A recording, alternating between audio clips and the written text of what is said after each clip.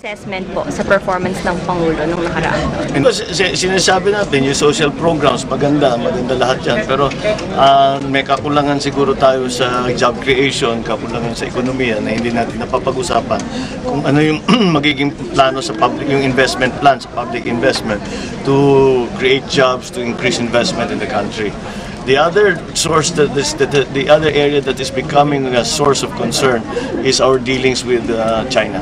And I am hoping to hear something today about what will be in the future in terms of our relationship with China and our dealings with China and the ASEAN vis-a-vis the conflicting claims in the West Philippine Sea.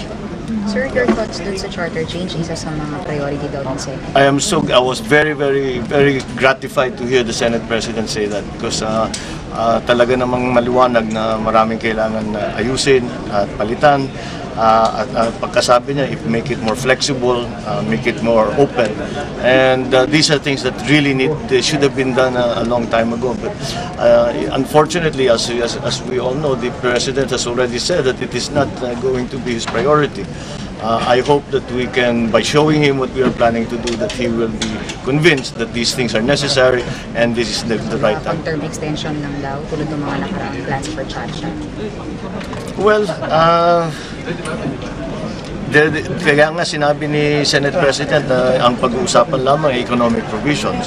Kung talaga matutupad yung economic provisions lamang ang pag-uusapan, then there should not be any threat na gagamitin lamang ang charter change para sa extension of term or additional term. Since election year na next year, will this be a slow year for the Senate? Like, marami ba kayong ma-accomplish knowing anim sa inyo mga kampanya na? I think pareho pa rin. Kaya naman namin na pagkalalo na pagka-importante ang issue. The senators are always very interested. Importante naman talaga sa kanila na involved sila sa mga nangyayari dito sa Senado. So, no, I don't think it will slow us down.